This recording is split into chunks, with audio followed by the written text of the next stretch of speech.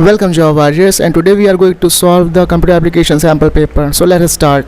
Okay तो जैसा कि आप देख सकते हैं कि यहाँ पे जो हमारे सारे सैम्पल पेपर्स अवेलेबल हैं सेमेस्टर 1 की, और फिलहाल हम लोग जो है कंप्यूटर एप्लीकेशन का पेपर सॉल्व करने जा रहे हैं और ऑलरेडी मैंने इसको ओपन करके रखा हुआ है। और ये आपका स्पेसिफिक क्वेश्चन पेपर है। अगर आप इसमें देखें तो इसमें मैक्सिमम मार्क्स 50 मार्क्स ही है। इसमें टाइम आपको मिलेगा 1 आवर और सारे क्वेश्चन आपके ऑप्शन वाइज होंगे, MCQ टाइप के क्वेश्चन होंगे। अब तो थोड़ा सा ध्यान से करिएगा इनको, ठीक है। एक सैम्पल पेपर है बट हम लोग अज्यूम कर सकते हैं कि कुछ ऐसा पेपर हमारे सामने आने वाला है, क्योंकि फर्स्ट टाइम ऐसा हो रहा है कि हम लोग ऑनलाइन क्वेश्चन पेपर अटेम्प्ट करने जा रहे हैं, वो भी बोर्ड का। ओके तो अभी यहाँ से स्टार्ट करते हैं। क्वेश्चन आपका 30 मार्क्स का होगा, ऐसे जैसा कि इसमें मेंशन है, ठीक है। तो ऐसे आपका ओरिजिनल पेपर भी होने वाला है, बट मे बी वो आपका शायद ऑनलाइन ही होगा, ठीक है।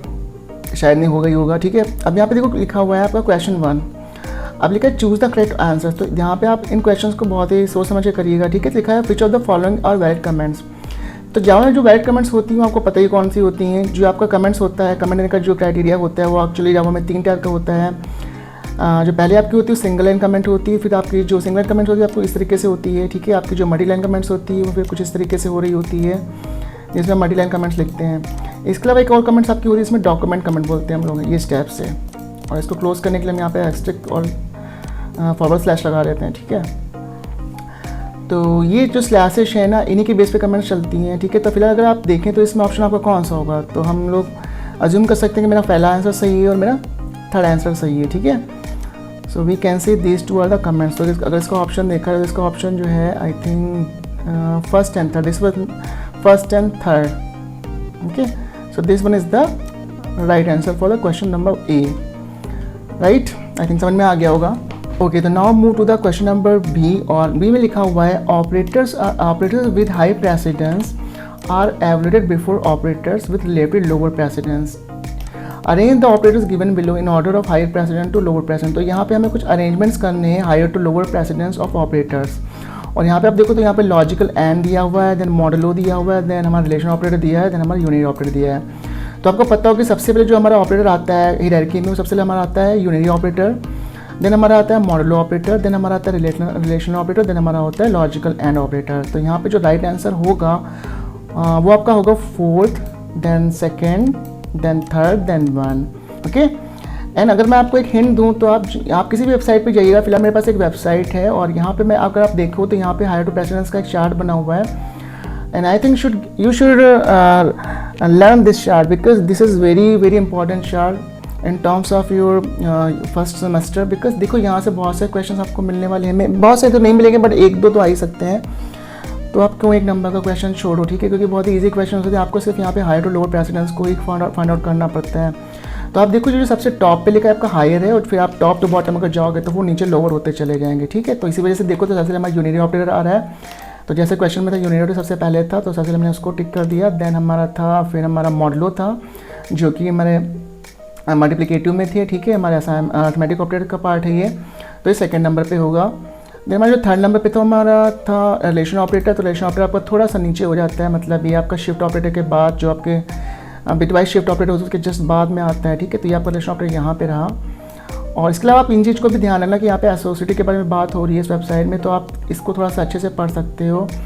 यहाँ से काफ़ी सारी इन्फॉर्मेशन आपको मिल जाएगी, ठीक है। और फिर आपका जो लास्ट में होता है आपका लॉजिकल एंड होता है। तो लॉजिकल एंड आपका सबसे नीचे होता है लॉजिकल एंड उससे पहले आपका उससे पहले आपका बिटवाइज और होता है, ठीक है। फिर बिटवाइज और होता है, बिटवाइज एंड होता है, ठीक है। तो ये कुछ प्रेसिडेंस हायर टू लोअर है।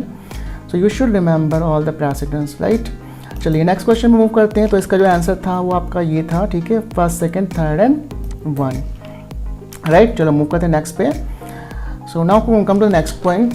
Now question number C says that which of the following keyword is used to create an instance of a class। तो इंस्टेंस में क्लास का जब भी हमें ऑब्जेक्ट बनाना होता है तो हम कौन सा कीवर्ड यूज़ करते हैं, आपको पता ही होगा कि जब भी हमें क्लास का कीवर्ड बनाना होता है तो हम न्यू कीवर्ड का यूज़ करते हैं, ठीक है। तो new keyword is the right answer for this question. And then next question, what is the final value stored in variable x। So what is the final value stored in variable x। See देखो यहाँ पे लिखा है double a equal to minus का 8.35, ठीक है। देन यहाँ पे लिखा है double x equal to math.abs math.floor। Okay तो आपको पता होगा कि जो आपका जो math.floor होता है, ठीक है, जो आपका math.floor होता है एक्चुअली में आपका जब पॉजिटिव नंबर के लिए क्या करता है, ये नंबर को इंक्रीमेंट नहीं करता है, ठीक है।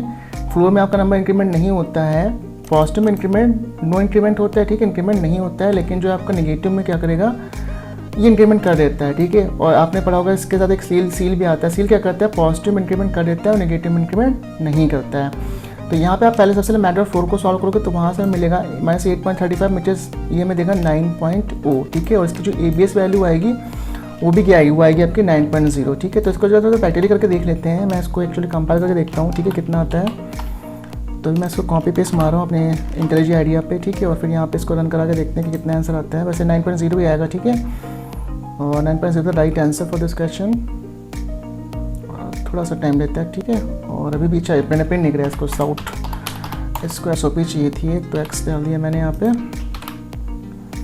Now print it. So we will have 9.0, okay.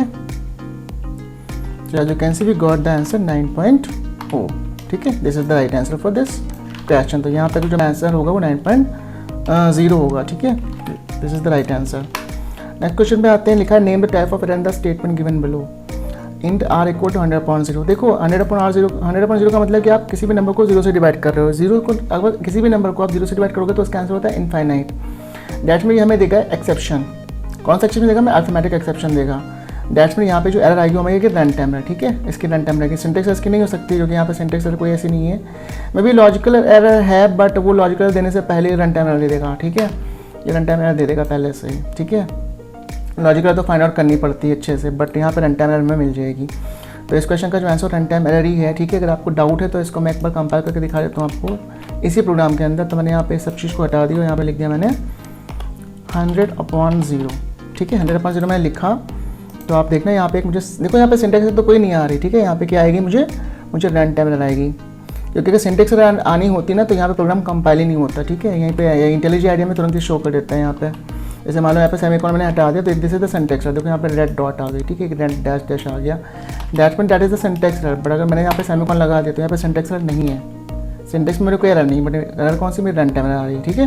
तो इसका जो राइट आंसर है वो यहाँ पे रन टाइम एरर है। तो is the right answer. Question 2 पे आ जाते हैं। लिखा fill in the blanks with the correct option, ठीक है। आई थिंक ऑलमोस्ट 50 क्वेश्चन हैं इस सैम्पल पेपर के अंदर। फिलहाल कोशिश करते हैं इसको सॉल्व करने की। तो यहाँ पे लिखा हुआ है among this which allows the class to use the properties and methods of another class। तो आपको पता ही होगा कि जब हम किसी क्लास की प्रॉपर्टी ऑफ फंक्शन को किसी और क्लास के अंदर यूज़ करते हैं तो कॉन्सेप्ट होता है हमारा इनहेरिटेंस का, ठीक है। पॉलीमॉर्फिज्म नहीं होता है क्योंकि वहाँ पे पॉलीमॉर्फिज्म नहीं होती। पॉलीमॉर्फिज्म हो सकती है बट वो एक अलग कॉन्सेप्ट हो गया, ठीक है। पॉलीमॉर्फिज्म के लिए भी इनहेरिटेंस आना चाहिए, ठीक है। तो पॉलीमॉर्फिज्म नहीं होती, इनकैप्सुलेशन भी होता है क्योंकि वो तो डाटा बाइंड करता है ना, डाटा बाइंडिंग करता है। आपको पता ही होगा कि वो वेरिएबल्स ऑफ फंक्शन को डाटा बाइंड करता है। तो यहाँ पे फिलहाल हम उसको नहीं करेंगे। तो यहाँ पे राइट आंसर जो हमारा वो इनहेरिटेंस है, ठीक है। The number of bytes occupied by care data type इस, तो इसको थोड़ा सा देख लेते हैं। देखो जो आपका केयर होता है, केयर का जो बाई डिफॉल्ट साइज होता है वो 2 होता है, ठीक है, 2 बाइट्स। तो यहाँ पे आपके सामने एक चार्ट है, ठीक है। इस चार्ट में अगर आप देखो तो यहाँ पे सबकी बाई डिफॉल्ट वैल्यू लिखी हुई है, ठीक है, जैसे सबका साइज लिखा हुआ एक्चुअली में। तो अगर आप देखो तो इसका जो virtual machine dependent probably 1 bit होता है आपका बाइट का, बुलियन का।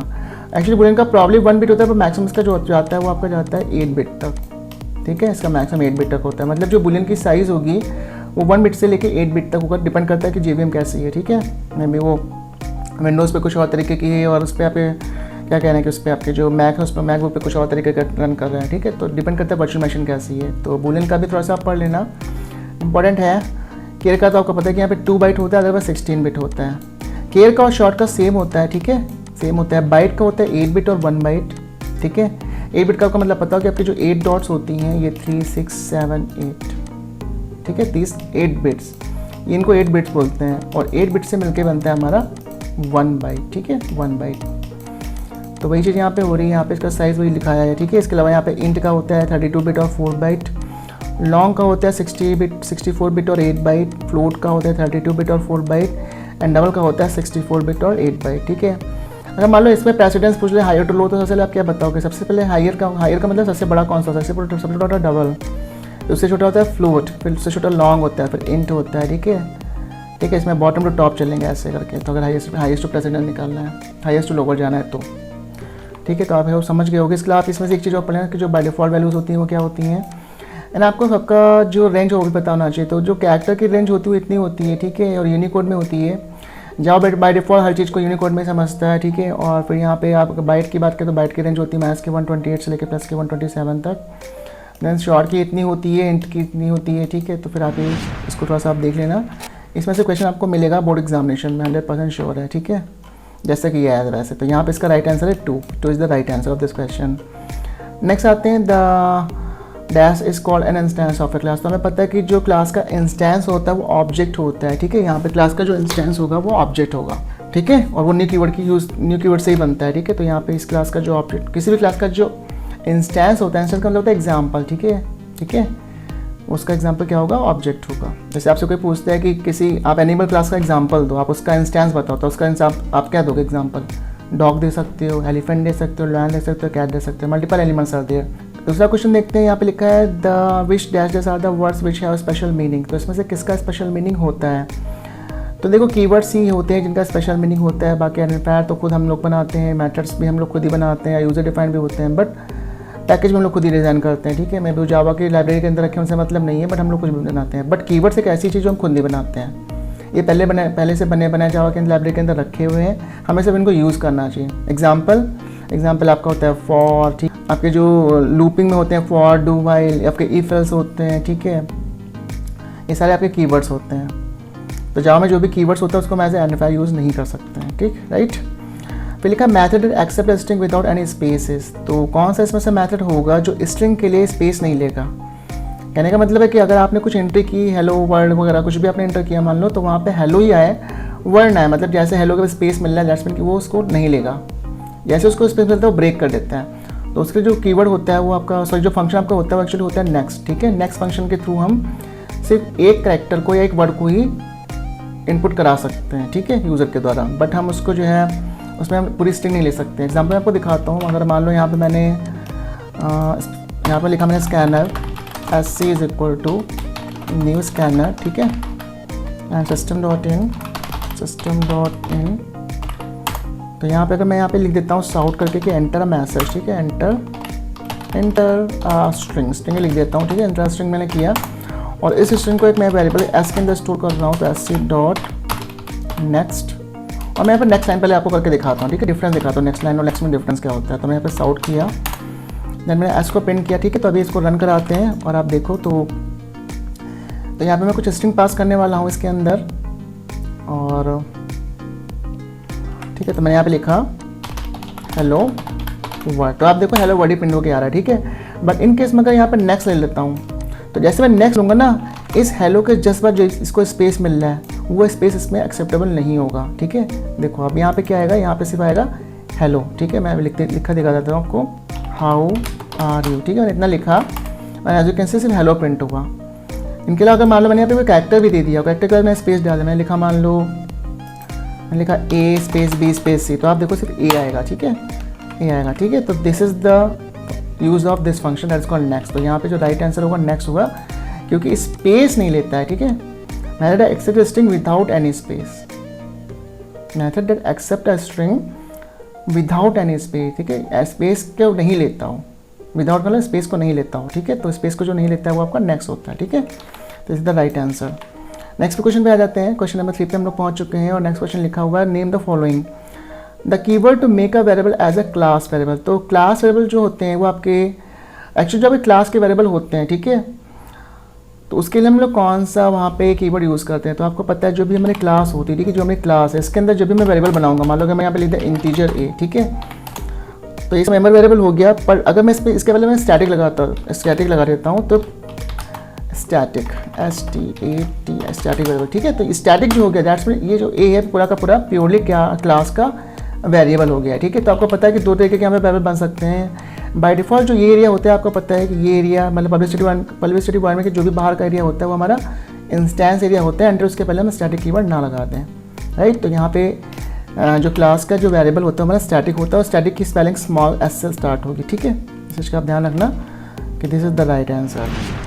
नेक्स्ट क्वेश्चन पे आते हैं intermediate code optain after compilation. तो मीन्स क्या हुआ इसका कि जब भी हम किसी सोर्स कोड कंपाइल करते हैं, सोर्स कोड तो आपको पता है जो कोड आप लिखते हो, जो प्रोग्राम में कोड लिखते हैं उसको हम लोग सोर्स कोड बोलते हैं डिफरेंट आईडीज पे, ठीक है।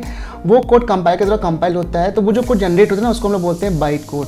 और इसके अगर आपको डेफिनेशन दिखाऊं तो यहाँ पे एक डेफिनेशन लिखी हुई है, इसमें लिखा हुआ है article refer to as intermediate code, byte code is a compile programming code, ठीक है। तो जब भी हम कंपाइल प्रोग्राम करते हैं ठीक है। तो वहाँ पे जो हमें कोड मिलता है उसको हम लोग इंटरमीडिएट कोड भी कह सकते हैं, उसको हम बाइट कोड भी कह सकते हैं।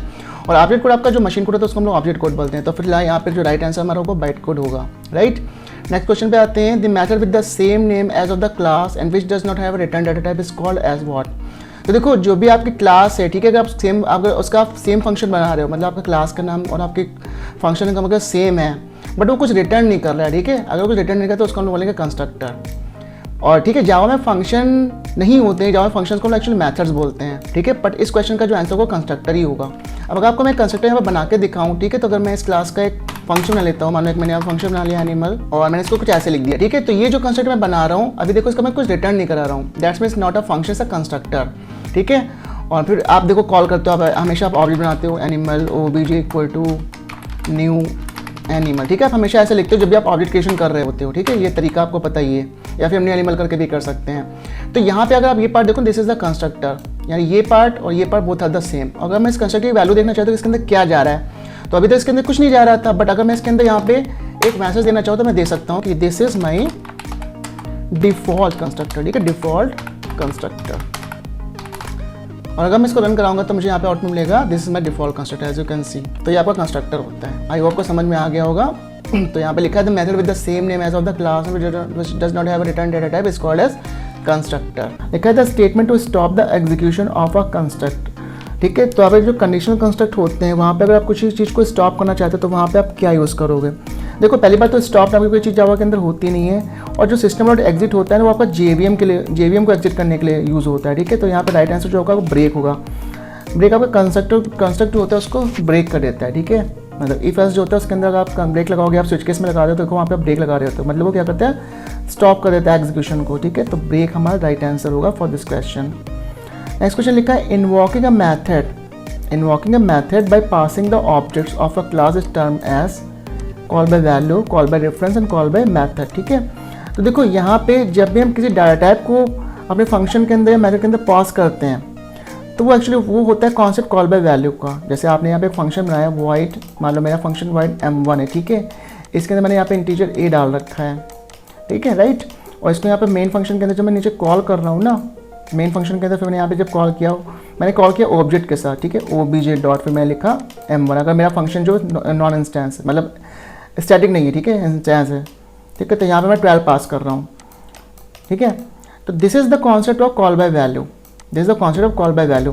तो कॉल बाय यहाँ पे बात हो रही है invoking a method by passing the objects of a class. तो हम जो है किसी ऑब्जेक्ट को किसी क्लास के अंदर पास कर रहे हैं, ठीक है।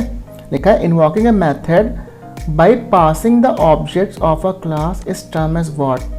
तो जब हम किसी क्लास के ऑब्जेक्ट्स को पास करते हैं किसी फंक्शन के अंदर तो उसको हम जो बोलते हैं उसको हम बोलते हैं कॉल बाय रेफरेंस, ना कि कॉल बाय वैल्यू। अब इसका एग्जांपल अगर आप देख लो तो आप देखो यहाँ पे क्या करते हो, जैसे आपने मान लो जैसे आपने यहाँ पे क्लास लिखी, मान लो यहाँ पे अपने क्लास लिखी क्लास ए, ठीक है, क्लास ए लिखी आपने, यहाँ पे एक वेरिएबल बना लिया इंटीजर ऑफ ए, ठीक है, स्मॉल ए बना लिया आपने, और यहाँ पे एक फंक्शन आपका चल रहा है। अब अगर इस ए को अगर आप यहाँ पे पास कर रहे हो, ठीक है, तो इसको आप ऐसे भी लिख सकते हो ए डॉट ए। तो यहाँ पे क्या रेफरेंस वेरिएबल की तरह वर्क कर रहा है, तो ये रेफरेंस है ना, रेफरेंस है ना, ये जो तरीका होता है इसको बोलते हैं कॉल बाय रेफरेंस। और यहाँ पे आप देखो ओबी डॉट m1 है, तो यहाँ पे भी जो है ये भी कॉल बाय रेफरेंस का एग्जांपल है, और ये एग्जांपल क्या है, ये कॉल बाय वैल्यू का एग्जांपल है। आई थिंक क्लियर हो गया होगा। तो यहाँ पे जो आंसर राइट आंसर है आपका call by reference is the right answer for this question. Next question पे आते हैं, स्टेट ट्रू और फॉल्स। लिखा है byte is a non primitive type, ठीक है। तो आपके जो नॉन प्रिमिटिव टाइप्स होते हैं, ठीक है, वो आपके क्लासेस होती हैं, ना कि आपके ये आपके होते हैं बाइट इन शॉर्ट। जो आपके एक्चुअली आपके जो प्रिमिटिव टाइप्स होते हैं, ठीक है, आपके जो प्रिमिटिव टाइप्स होते हैं वो आपके 8 होते हैं जो आपके लिखे हुए सामने। तो ये प्रिमिटिव टाइप्स होते हैं, नॉन प्रिमिटिव नहीं होते। यहाँ पे लिखा है byte is a non primitive type, नहीं, ये गलत है। तो यहाँ पे false is the right answer, ठीक है। नेक्स्ट क्वेश्चन पे आते हैं, लिखा है 2 is greater then 3 logical and 4 is greater then 6। तो आपको पता है 2 ना तो बड़ा है 3 से और 4 भी 6 से बड़ा नहीं है, दोनों ही फॉल्स है। तो जब भी आपको लॉजिकल एंड में एक भी फॉल्स मिल जाता है तो फॉल्स कर देता है पूरी स्टेटमेंट को। दैट मीन यहाँ से हमें क्या मिला, यहाँ से हमें लॉजिकल नॉट के पहले लिखा हुआ है फॉल्स, इसके अंदर फॉल्स आ रहा है। और आपको पता है लॉजिकल नॉट क्या करता है, वो रिटर्न कर देता है, मतलब वो ट्रू को फॉल्स कर देता है, फॉल्स को ट्रू कर देता है, ठीक है। तो right now what we have, यहाँ पे हमें क्या मिलेगा, यहाँ पे मिलेगा हमें ट्रू आंसर, ठीक है, true is the right answer. Scope of local variables with in a class, देखो स्कोप ऑफ लोकल वेरिएबल की यहाँ पे बात हो रही है। तो जो आपके लोकल वेरिएबल्स होते हैं ना यार, वो आपके जो होते हैं, पहली बात तो किसी क्लास के अंदर होते ही नहीं है, ठीक है, वो आपके किसी फंक्शन के अंदर होते हैं। क्लास के अंदर कौन से वेरिएबल होते हैं, क्लास के अंदर जो वेरिएबल्स होते हैं आपके होते हैं इंस्टेंस वेरिएबल, ठीक है, जैसे अपने क्लास यहाँ पे लिखा क्लास ए, इसके अंदर अपने यहाँ पे कोई वेरिएबल बना दिया इंटीजर ऑफ ए, ठीक है, तो ये आपका इंस्टेंस वेरिएबल होता है। और इसके अगर आपने स्टैटिक कीवर्ड लगा दिया तो ये आपका स्टैटिक वेरिएबल बन गया, ठीक है। बट मान लो अगर मैंने फंक्शन बनाया void m1 और इसके अंदर मैं यहाँ पे इंटीजर ए डाल रहा हूँ, तो ये जो इंटीजर ए ना ये फंक्शन को डिनोट कर रहा है, ये फंक्शन के अंदर है, ये क्लास का वेरिएबल है, ये फंक्शन का। ध्यान से देखना ये दोनों वेरिएबल डिफरेंट है, ठीक है, दोनों ही अलग अलग हैं। और इन द सेम वे अगर आप किसी मेन फंक्शन के अंदर जब यहाँ पे लिख दो इंटीजर ऑफ ए, तो ये जो आपका वेरिएबल है ये आपका लोकल वेरिएबल है। तो जो लोकल वेरिएबल्स होते हैं ना किसी फंक्शन के अंदर ही बस उनकी लिमिट होती है, ठीक है। यहाँ पे पहली बार तो क्वेश्चन ही गलत लिखा है कि scope of local variable is with in a class, तो पहली बार तो क्लास के अंदर लोकल वेरिएबल होता ही नहीं है, तो यहाँ पे सीधी सी बात यहाँ पे फॉल्स आंसर होगा, ठीक है। नेक्स्ट क्वेश्चन लिखा है default statement is optional in switch case. तो आपको पता होगा स्विच केस में हम डिफॉल्ट को यूज़ करते हैं, पर वो ऑप्शनल होता है कि नहीं होता है, दैट इज़ द क्वेश्चन, ठीक है। तो देखो डिफॉल्ट जो होता है ना वो स्विच केस में ऑप्शनल होता है, तो यहाँ पर लिखा है default statement optional switch case, तो हाँ ये ट्रू होता है। डिफॉल्ट बिल्कुल एल्स की तरह वर्क करता है, ठीक है। अगर आपने जैसे इफ एल्स अगर आप यूज़ करते हो तो वहाँ पे अगर आपने मान लो कोई स्टेटमेंट जो आपकी रॉन्ग होगी उसके अंदर, तो आप एल्स के अंदर प्रिंट करा देते हो। द सेम वे डिफॉल्ट के अंदर भी वही चीज़ होती है, ठीक है। अगर आपने केसेस लगाए केस 1, केस 2 या केस ए या केस बी, ठीक है, मान लो केस मैच नहीं हो तो फिर डिफॉल्ट में जाएगा। अब अगर आप डिफॉल्ट नहीं लगाते तो फिर वैल्यू प्रिंट ही नहीं हो रही होगी, ठीक है। और वहाँ पे ब्रेक भी यूज़ होता है। ब्रेक क्या करता है, ब्रेक का क्वेश्चन भी हम लोगों ने ऊपर देखा था, वो क्या करता है, स्टॉप करता है, किसको, एग्जीक्यूशन ऑफ कंस्ट्रक्ट को स्टॉप करता है, ठीक है। तो फिलहाल इस क्वेश्चन का जो आंसर था वो ट्रू था, ठीक है। अब यहाँ पे लिखा है the assignment operator is left associative, ठीक है। तो अभी आपको मैंने ये बोला था कि इस टेबल को आपको देखना है जो मैंने आपको दिखाई थी। अब यहाँ पे देखो असाइनमेंट ऑपरेटर की बात हो रही है, असाइनमेंट ऑपरेटर लेफ्ट एसोसिएटिव होता है क्या, नहीं, ये राइट एसोसिएटिव होता है। देखो जैसा कि आप देख सकते हो, as you can see here this is equal to and short hand operator जो भी हैं आपके, ठीक है। ये असाइनमेंट है, असाइनमेंट ऑपरेटर भी है और शॉर्ट हैंड ऑपरेटर भी है, ये सारे के सारे राइट टू लेफ्ट एसोसिएट होते हैं, ठीक है। तो यहाँ पे क्वेश्चन गलत है, मतलब इन्होंने बोला है ना कि लेफ्ट एसोसिएट, तो ये आप ये जो है ये रॉन्ग है, ठीक है। तो ये आपका फॉल्स हो गया। और मैंने आपसे पहले ही बोला था कि इस टेबल को आप अच्छे से पढ़ लेना, ठीक है। This is very very important. और इस टेबल को आप कहीं से भी पढ़ सकते हो, गूगल पे आप जाके, ठीक है, बहुत से वेबसाइट जहाँ पे आपको मिल जाएगा। ओके, तो बात करते हैं क्वेश्चन नंबर 5 की। तो चूज़ द ऑड वन, ठीक है। तो यहाँ पे ऑड वन का मतलब जो थोड़ा सा हटके है, ठीक है, अलग भाई साहब उनको आपको हटाना है, ठीक है। तो encapsulation is the part of OOPS pillars, data abstraction also part of OOPS pillars and polymorphism also part of OOPS pillar। Portable नाम की कोई चीज़ नहीं होती जावा के अंदर, तो फिलहाल ये जो है आपका ऑड होगा। तो दैट्स मीन यहाँ पे जो राइट आंसर आपका हुआ आपका ये वाला राइट आंसर है, ठीक है। Portable is odd one. Next पे आते हैं, यहाँ पे लिखा है ग्रेटर देन, ठीक है, मतलब ये आपका कौन सा रिलेशन ऑपरेटर है, ठीक है। ये भी आपका लॉजिकल एंड लेस देन। तो अगर आप देखो तो ग्रेटर देन जो है, ठीक है, आपका क्या रिलेशन ऑपरेटर, और इक्वल टू का रिलेशन ऑपरेटर होता है, ठीक है। लॉजिकल ऑपरेटर आपका थोड़ा सा अलग होता है, लॉजिकल एंड होता है, ठीक है, लॉजिकल नॉट होता है, लॉजिकल और होता है, ठीक है। तो यहाँ पे logical and is the odd one among this, ये अलग है, ठीक है। बाकी तीनों रिलेशन ऑपरेटर ये आपका लॉजिकल ऑपरेटर है। नेक्स्ट पे आते हैं, यहाँ पे लिखा है return, break, continue, system dot exit. देखो यहाँ पे देखो रिटर्न भी लिखा है, ब्रेक भी लिखा है, कॉन्टिन्यू भी लिखा है, सिस्टम डॉट एग्जिट भी लिखा है। बट यहाँ पे सही आंसर कौन सा होगा, यहाँ पे राइट आंसर होगा हमारा सिस्टम डॉट एग्जिट। क्यों होगा, क्योंकि आप ध्यान से देखो तो रिटर्न एक कीवर्ड है, ब्रेक भी कीवर्ड है, कॉन्टिन्यू भी कीवर्ड है, ठीक है। तो यहाँ पे तीनों कीवर्ड है, बट सिस्टम एग्जिट नाम का कोई कीवर्ड जावा के अंदर नहीं होता है। That's mean this is the wrong one, we can say this is the odd one. तो इस क्वेश्चन का राइट आंसर होगा वो ये होगा। नेक्स्ट पे देखते हैं इंट, डबल, केयर, स्ट्रिंग। तो आपको पता है कि आपके ये तीनों जो है इंटीजर, डबल एंड केयर आपके प्रीमिटिव डाटा टाइप है और स्ट्रिंग आपका नॉन प्रीमिटिव डाटा टाइप है। तो यहाँ पे जो ऑड वन हुआ आपका ये स्ट्रिंग हुआ है। देन क्वेश्चन नंबर ई में देखते हैं, प्लस लगा हुआ है, ठीक है, अर्थमेटिक ऑपरेटर, ठीक है, modulo operator also arithmetic operator and division also arithmetic operator. यहाँ पे ऑड कौन सा है, तो ऑड आपका कौन सा है, लॉजिकल ऑड, ठीक है, logical odd is the odd operator, ठीक है। तो this is the right answer for this question. Next question पे आते हैं, give the output of the following, ठीक है। यहाँ पे पूछें किसका आउटपुट क्या आएगा। तो यहाँ पे देखो यहाँ पे यूनिटरी ऑपरेटर यूज़ हो रहे हैं, ठीक है, और यहाँ पे पोस्ट इंक्रीमेंट और प्री इंक्रीमेंट दोनों का यूज़ हो रहा है, इनफैक्ट प्री डिक्रीमेंट का भी यूज़ हो रहा है, ठीक है। तो इसको जो सॉल्व कर लेते हैं, देखो यहाँ पे सॉर्ट एंड ऑपरेटर लगा हुआ है तो इसको अभी छोड़ देते हैं। यहाँ पे देखो x है, ठीक है, तो 5 है ना, 5 के ऊपर इंक्रीमेंट ऑपरेटर जब लगा हुआ है तो ये आगे चल के जब यहाँ पे आएगा ना तो ये इसके ऊपर कर देगा 6, और 6 के बाद इसके ऊपर लगा है प्री इंक्रीमेंट, दैट्स मीन क्या कर देगा, इसको कर देगा 7। फिर 7 यहाँ पे आएगा तो इसको क्या कर देगा, 6 कर देगा, ठीक है, इंक्रीमेंट पहले कर देगा 6 कर देगा। और 6 से जब यहाँ पे आएगा तो कितना रहेगा, तो कितना रहेगा, ये यहाँ पे 7 था, यहाँ से जब आया तो ये माइनस में लगा, तो इसमें प्री इंक्रीमेंट था 6 हो गया, तो यहाँ पे क्या हो गया, 6 हो गया। तो इनका जस्ट सम कर दो, 5 7 12, 6 6 12, तो कितना हुआ, 24 हुआ, ठीक है, 24 हुआ। और लिखा है x प्लस, तो x प्लस लिखा हुआ शॉर्ट में, ठीक है। x की वैल्यू 5 है तो इसको हम ऐसे भी ले सकते हैं x equal to x plus 24, that's mean 29, so 29 is the right answer. Okay, इसको मैं जो एक बार कंपेयर करके आपको दिखा देता हूँ कि ये गलत है कि सही है। तो ज़रा वापस आ जाते हैं अपने इंटेलिजी पे और मैं यहाँ पे इसको जरा प्रिंट करके दिखाऊंगा आपको कि ये एक्चुअली राइट है कि नहीं, ठीक है। तो यहाँ पे x की वैल्यू जो 5 है इसको फिलहाल इनिशियलाइज कर देते हैं, integer x equal to 5, so as you can see we got the answer 29, ठीक है। तो यहाँ पे आंसर में 29 ही मिल रहा है, सो 29 is the right answer for this question. Next पे मूव करते हैं। तो यहाँ पे देखो इफ एंड कंडीशन लगी हुई है, इफ ही कंडीशन लगी हुई एक्चुअली, यहाँ पे लिखा हुआ है if a is greater then b system dot print a plus b, अगर a की कंडीशन a से a बड़ा है b से, तो यहाँ पे देखो आप देखो तो a की वैल्यू 5 दे रखी है, दैट्स मीन कंडीशन फॉल्स हो रही है क्योंकि 5 is greater than 7, no it's not possible. तो यहाँ पे क्या प्रिंट होगा, उन्होंने कोई एल्स नहीं लगा रखा है, ठीक है। बट बाय डिफॉल्ट क्या होता है कि देखो यहाँ पे कोई ब्रेसेस नहीं यूज़ हो रहे हैं, यहाँ पे कोई ब्लॉक नहीं यूज़ हो रही है, ठीक है। तो यहाँ पे क्या हो रहा है, ये जो इफ वाला कंडीशन है वो यहाँ पे आके बंद हो रहा है, तो यहाँ से उसको एल्स मिल रहा है, एल्स लगा नहीं बट वो मिल रहा है, बाय डिफॉल्ट उसको मिल रहा है, ठीक है। तो बाय डिफॉल्ट में सिस्टम डॉट एग्जिट के अंदर ये जाएगा, system dot sorry by default system dot printer के अंदर ये वैल्यू मिल रही होगी, which is a into B और इंटू का जो मल्टीप्लाई होगा वो होगा 35, ठीक है। 35 is the right answer for this question. इसको भी एक बार कंपेयर करके देख लेते हैं, ठीक है।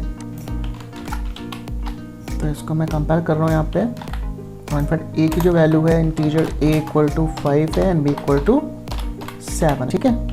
इसको जो कंपेयर कर लेते हैं यहाँ पे और इसको फिलहाल हटा दो।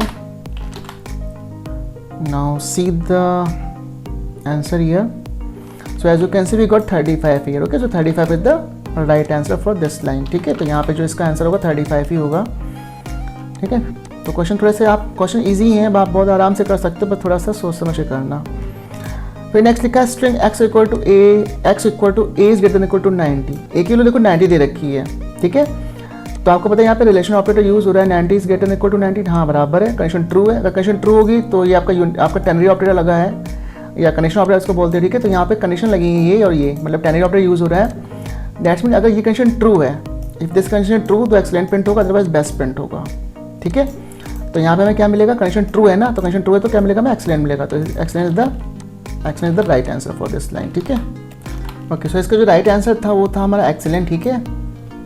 और अब नेक्स्ट क्वेश्चन पे आते हैं, लिखा है स्विच एक्स, स्विच केस का यहाँ पे यूज़ हो रहा है, और स्विच एक्स केस ए सिस्टम। तो यहाँ पे आप देखो एक्स की जो वैल्यू कैपिटल ए दे रखी है, और अगर आप देखो तो कैपिटल ए कहीं से मैच केस नहीं कर रहा है, ना यहाँ पे ना यहाँ पे ना यहाँ पे, दोनों तीनों के तीनों केसेस जो है मैच नहीं कर रहे, मिस मैच हुए। तो यहाँ पे जो बाय डिफॉल्ट जाएगा डिफॉल्ट के अंदर जाएगा, ठीक है।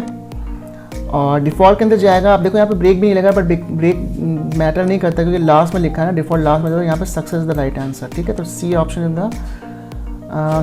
इन the right answer, okay, because C is the right answer, because देखो यहाँ पे डिसिप्लिन नहीं होगा ना, ये डेडिकेशन होगा, डेडिकेशन ब्रेक भी लगा है, बट अगर आप देखो तो केस ही नहीं मैच कर रहा है ना, यहाँ पे कैपिटल ए लिखा हुआ है एक्स की वैल्यू, कैपिटल ए ने आपको कुछ यहाँ पे दिया ही नहीं है, तो बाय डिफ़ॉल्ट में जाएगा, तो उसको केस मैच नहीं करता है तो डिफ़ॉल्ट में जाता है, तो यहाँ पे success the right answer, okay, success the right answer. अब यहाँ पे आ जाते हैं नेक्स्ट पे आ जाते हैं, n की वैल्यू 1000 लिखी हुई है, एक लूप चल रहा है जिसमें n इज ग्रेटर देन 10 है, यहाँ पे बार बार लूप को शॉर्ट कर रहे हैं, ठीक है, छोटा कर रहे हैं, मतलब n की वैल्यू को एक्सट्रैक्ट कर रहे हैं, ठीक है। अब देखो यहाँ पे क्या हो रहा है, एक SOP लगी रखी है और यहाँ पे रखा है कि यार इसका आउटपुट आएगा, how many times the loop is executed and what is the output, ठीक है। यहाँ पे इसका आउटपुट क्या आएगा, तो as you can see n equal to 1000 था, ठीक है। तो पहली बार लूप चला तो 1000 is greater then 10, condition true थी, जब कंडीशन ट्रू थी तो यहाँ पे येलो ऑपरेशन हो गया, मतलब यहाँ पे क्या हो गया, n equal to n by 10, मतलब 1000 अपॉन 10। तो जब भी आप 1000 को 10 से डिवाइड कर रहे होगे ना, तो आपको मिलेगा 100, ठीक है, 100 मिल रहा होगा, ठीक है। तो 100 हमें मिल रहा होगा, तो यहाँ पे फिर नेक्स्ट टाइम जो n की वैल्यू हो जाएगी, 100 हो जाएगी, ठीक है, 100 हो जाएगा। तो again 100 is greater then 10, condition true है तब भी, तो फिर क्या होगा, n अपॉन 10 हो जाएगा। तो जब भी आप 100 को 10 से डिवाइड कर रहे होगे ना, तो आपको मिलेगा क्या मिलेगा, वो 10 मिलेगा, ठीक है। तो नेक्स्ट टाइम n की वैल्यू होगी 10। अब जब n की वैल्यू 10 होगी तो यहाँ पे कंडीशंस को फॉल्स मिल गए, क्यों मिल गए, किसने कहा है कि n इज ग्रेटर देन 10 होना चाहिए, मतलब 10 जो है वो मतलब जो n की वैल्यू 10 से बड़ी होनी चाहिए, अगर बराबर भी तब भी नहीं चलेगा काम, ठीक है। तो यहाँ पे क्या है, ये बड़ी नहीं है, ठीक है, बड़ी तो है नहीं, तो दैट्स मीन लूप स्टॉप हो जाएगा। तो इसको कितनी बार राउंड अप हुआ, एक बार 1000 टाइम चला, एक बार चला 100 टाइम, 2 बार चला लूप, और लास्ट टाइम इसको वैल्यू क्या मिली थी, इसको लास्ट टाइम वैल्यू मिली 10, तो इसका आउटपुट होगा this one, third option is the right answer, loop is executed 2 times and the output is 10, this is the right answer for this का पूरा ठीक है। इनकेस मान लो अगर ये जो लूप, ये जो आपके SOP लिखी हुई है ना, ये मान लो SOP इसके अंदर पड़ी होती है, यहाँ पे लिखी होती है इसके अंदर, तो वहाँ पे आपका जो आउटपुट आता है ना, वो आपका पहले 100 आता फिर 10 आता। लूप तब भी 2 बार चलता, ठीक है, लूप तब भी 2 बार चलता, बट फिलहाल आपका जो आंसर होता है 2 टाइम प्रिंट होता है, मतलब पहले आपका 100 प्रिंट होता, देन आपका प्रिंट होता 10, ठीक है। चलो अब बात करते हैं सेक्शन बी के ऊपर। सेक्शन बी हमारा आ चुका है और सेक्शन बी 20 मार्क्स का है, सेक्शन ए 30 मार्क्स का था जो हम लोगों ने कर लिया है। सेक्शन बी पे आते हैं, ठीक है। अब आपको टाइम का थोड़ा सा मैनेज करना है, यहाँ पे टाइम आपको बहुत कम मिल रहा है, 1 घंटा, पर ठीक है, पेपर इतना टफ भी नहीं है, मे बी अगर ऐसे क्वेश्चन आते तो पेपर ईजी होगा। चलो ठीक है, वापस आते हैं क्वेश्चन नंबर 7 पे। और क्वेश्चन नंबर 7 में इन्होंने कुछ दे रखा है, given below is a class with the following specifications. इन्होंने क्लास का नाम दे रखा है, that is called class overload, मतलब क्लास का नाम देख लो आप ध्यान से देख लो, ओवरलोड है क्लास का नाम, वो भी सब स्मॉल लेटर्स में। फिर क्लास के कुछ मेंबर मेथड्स हैं, जिसमें एक प्रिंट नाम का फंक्शन, जिसके अंदर एक पैरामीटर पास कर रखा है to print the first and natural numbers, ठीक है। नीचे आते हैं थोड़ा सा, ठीक है, तो ये थोड़ा सा सही विजिबल हो रहा है। फिर उन्होंने एक और फंक्शन बना के रखा है बुलियन प्रिंट, और ये भी मेंबर फंक्शन है, इसमें अंदर 2 पैरामीटर पास कर रखे हैं, integer m, integer n, to check whether n is multiple of m or not. तो check whether n is multiple of m or not. तो आपको पता है मल्टीपल का मतलब क्या होता है कि कोई भी नंबर किसी भी नंबर से डिवाइड अगर हो जाता है, ठीक है, वो तो मल्टीपल कहते हैं। तो मान लो कि आपके पास तो एक नंबर मान लो 25 है, ठीक है, अगर 25 को अगर 5 से आप डिवाइड कर रहे हो तो यहाँ पे n क्या हुआ, n is multiple of m or not, मतलब 25। यहाँ पे हम कह सकते हैं कि जो मेरा n है, n इक्वल टू 25 और m इक्वल टू 5 है, और अगर ये डिवाइड हो रहा है तो हम कह सकते हैं कि ये नंबर जो है मेरा मल्टीपल ऑफ है, ठीक है, मल्टीपल पर्टिकुलर नंबर है। तो इसको इन्होंने कुछ प्रोग्राम बना रखा है, इन्होंने कोड ऑलरेडी दे रखा है, ठीक है। Fill in the blanks of the given program with appropriate Java statement.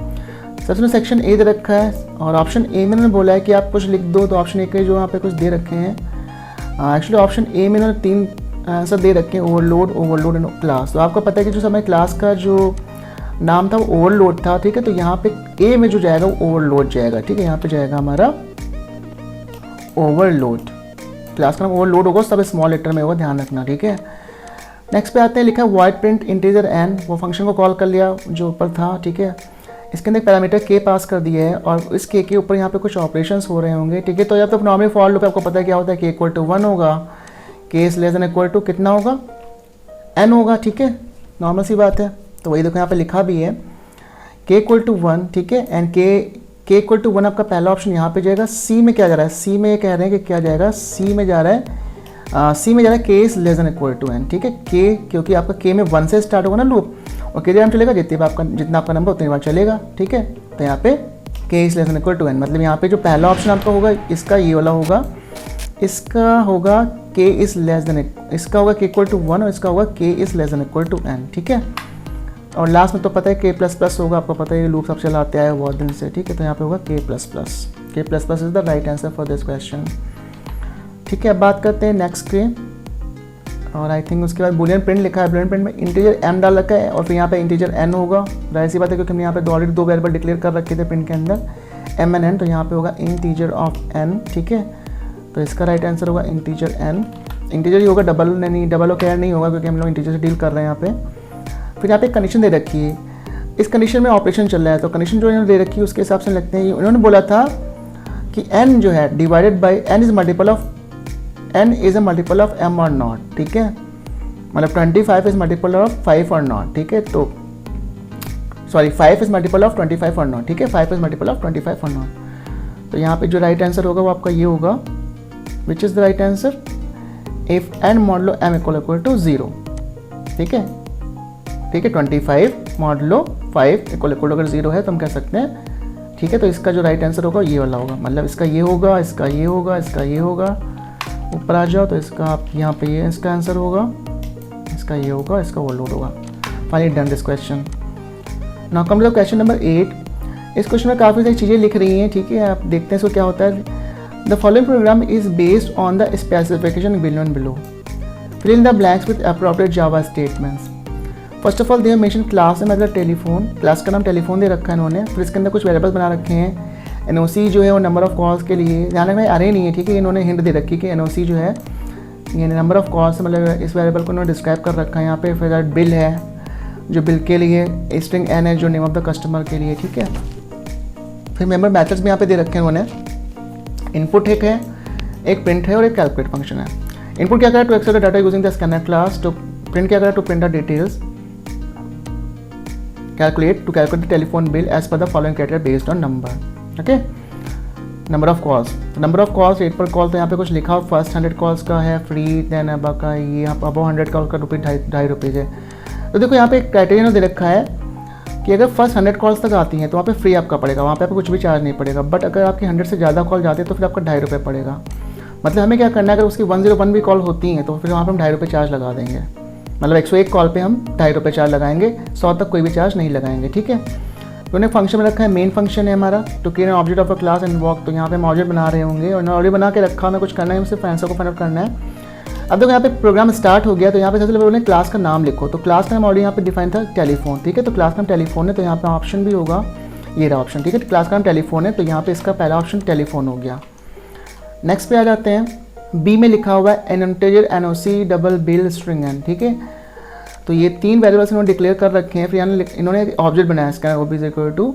तो आपको पता है जब भी हम ऐसा ऑब्जेक्ट बनाते हैं तो वहाँ पे हम न्यू कीवर्ड का यूज़ करते हैं, ठीक है, इंस्टेंस बनाने के लिए। तो यहाँ पे लिखेगा न्यू, तो यहाँ पे लिख जाएगा न्यू, ठीक है। न्यू आपका नीचे आ रहा होगा कहीं पे ऑप्शन में, क्लास सेक्शन, हाँ ठीक है, न्यू रहा, ठीक है। न्यू ओल्ड और वाइड नहीं होता है, ध्यान रखना, वर्ड तो कुछ होता नहीं है।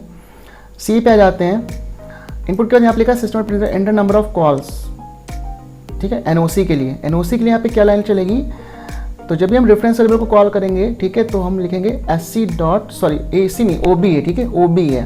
तो ओबी डॉट नेक्स्ट इंटीजर, ठीक है, ओबी डॉट नेक्स्ट इंटीजर। तो यहाँ पे इसका भी ऑप्शन आ रहा होगा,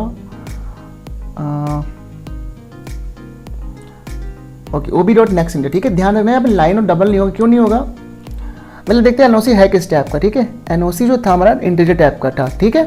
तो जब इंटीजर टाइप का था तो हम यहाँ पे हम क्या लिखेंगे, यहाँ पे लिखेंगे वही लिखेंगे ओबी डॉट नेक्स्ट इंटीजर, ठीक है। उसके बाद हम यहाँ पे, अब देखो यहाँ पे नेम प्रिंट करा रहे हैं। नेम के लिए देखो यहाँ नेम के लिए सिर्फ एक फंक्शन पास कर रखा है जो स्पेस के बाद नेम को नहीं एक्सेप्ट करेगा। तो फिलहाल यहाँ पे नेक्स्ट इंटीजर होगा इसका राइट आंसर, ठीक है। इसका आंसर न्यू था, इसका आंसर टेलीफोन था, इसका आंसर न्यू इंटीजर, ओबी डॉट नेक्स्ट इंटीजर हो गया, ठीक है, सॉरी नेक्स्ट इंटीजर हो गया। तो ए बी सी हो गए। अब डी पे आते हैं, वाइट कैलकुलेट। फिर यहाँ पे कैलकुलेशन के बाद इन्होंने कंडीशन दे रखी है, तो कंडीशन का इन्होंने ऑप्शन दे रखा होगा ऑलरेडी, ठीक है। नीचे देख लेते हैं, इन्होंने कंडीशन का ऑप्शन दे रखा है कि एनओसी इज लेस देन 100 है, NOC is less than equal to 100 है। तो एनओसी के लिए उन्होंने कहा था कि अगर 100 कॉल्स तक हैं, ठीक है, ऊपर अगर आप देखो तो यहाँ पे लिखा हुआ था कि फर्स्ट 100 कॉल्स तक, मतलब 100 कॉल्स के इक्वल तक हम फ्री में देंगे। और उन्होंने पे लिखा है बिल इक्वल टू 0, तो यहाँ पे हम क्या लिखेंगे, यहाँ पे हम लिखेंगे NOC is less than equal to 100, ठीक है, 100 अगर है। तो यहाँ पे जो ऑप्शन होगा आपका डी ऑप्शन आ रहा होगा सही, डी का ये वाला ऑप्शन आपका सही है, ठीक है। ये NOC is less than equal to 100 अगर है तो हम वहाँ पे 0 बिल देंगे, 0 बिल जाएगा। बट अगर बिल जो होता है वो उसके ऊपर होता है तो ई में क्या लिखेंगे, ई में हम क्या लिखेंगे, तो ई का भी ऑप्शन दे रखा है, ठीक है। ई का दे रखा है, तो ई में हम कैलकुलेशन कर रहे होंगे। तो देखो यहाँ पे लिखा है NOC minus 100, 0 plus NOC minus 100। NOC का मतलब number of calls, number of कितनी होती है, मान लो 101 होती है, तो 101 में से 100 हट जाएगा, तो बचेगा ₹1, मतलब 1 कॉल का मुझे कितना है, ₹2.5 देना है। और जो 100 कॉल ऑलरेडी थी उनका ₹0 था ऑलरेडी, ठीक है।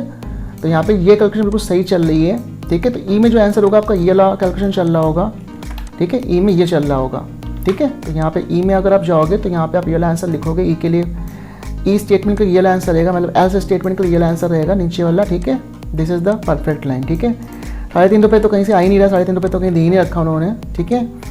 और इसलिए ये गलत हो गया और ये भी नहीं होगा सही, ठीक है। एनओसी इंटू 200, क्योंकि हमें 100 कॉल्स तक फ्री भी देना है ना, 100 कॉल्स तक कोई चार्ज नहीं करना। तो यहाँ पे अगर मेरी 101 कॉल होती हैं, ठीक है, तो मतलब यहाँ पे कितना है, यहाँ पे फाइनल में 1 मिलेगा, 1 का हम ₹2.5 के हिसाब से ₹2.5 उसको दे देंगे, उसका बिल बनेगा, ठीक है। आई होप समझ गए होंगे आप लोग।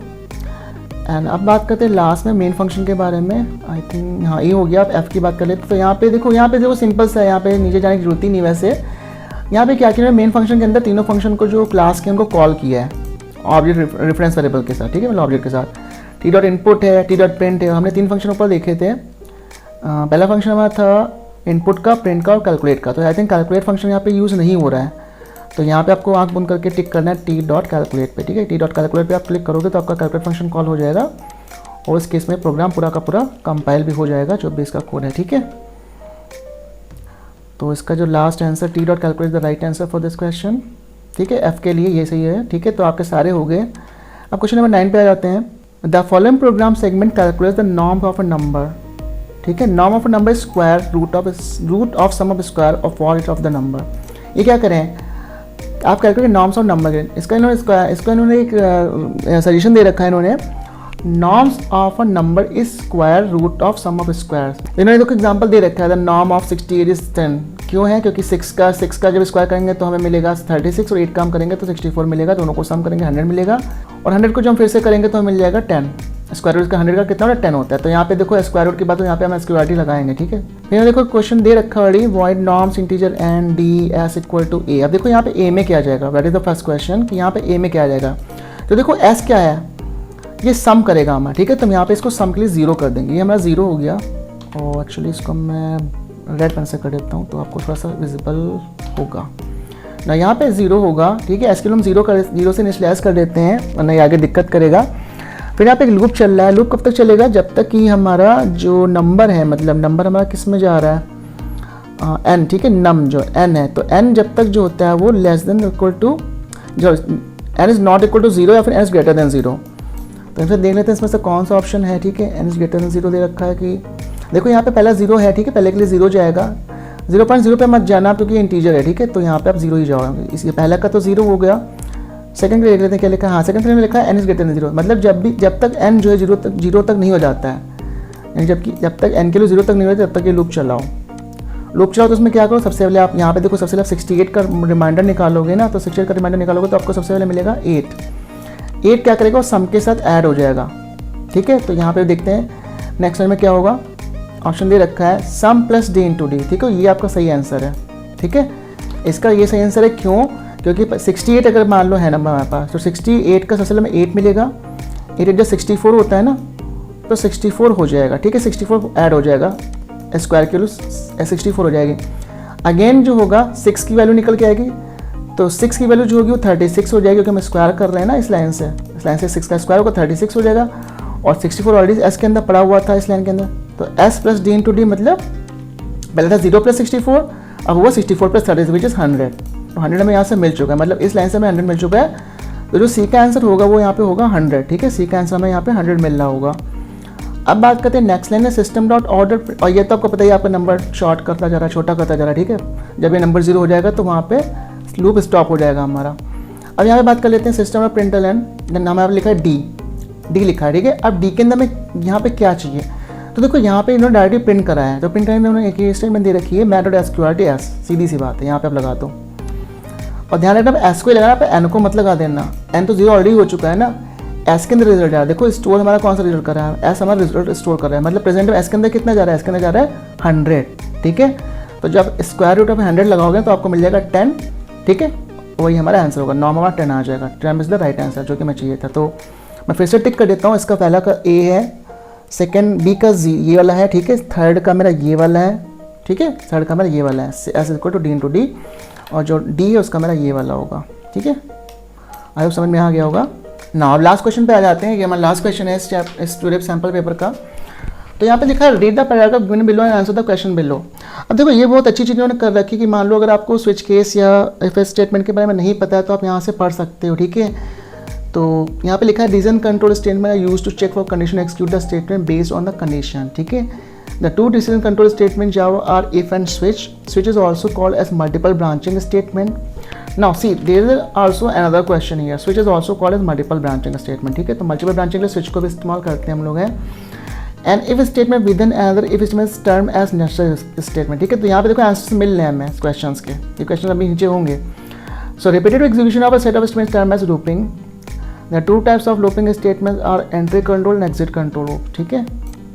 both while and, तो आपका जो एंट्री कंट्रोल होता है आपका while होता है, जो एग्जिट कंट्रोल होता है आपका do while होता है, ठीक है। both while and for are terms as entry control loops, ठीक है। देखो लिखा भी यहाँ पे while और for आपका होता है entry control loops। A for loop is used when the number of iteration is known. A while is used when the set of statement executed as long as the condition is true.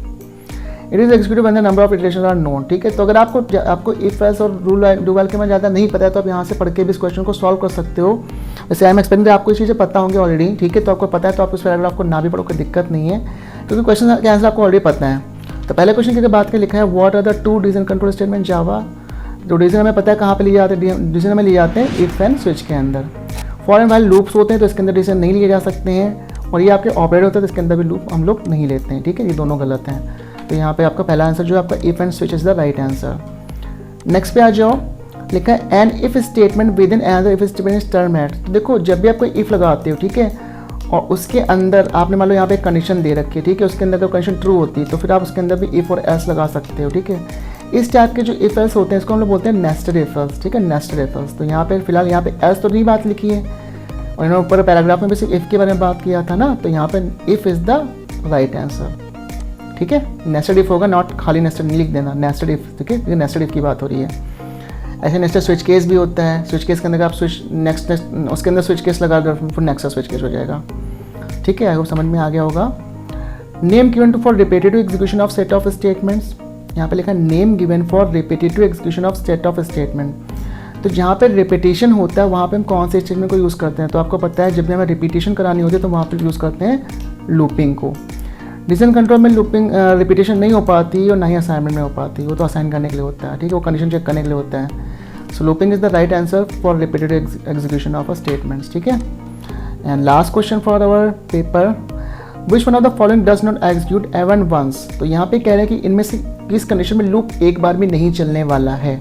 तो आप देखो लिखा है k equal to 1 k is less equal to 100, तो ये condition तो true हो रही है, जिसमें लूप चलेगा कितनी बार चलेगा, 100 टाइम चलेगा k प्लस प्लस की वजह से, तो ये तो गलत हो गया, ठीक है, ये तो गलत हो गया।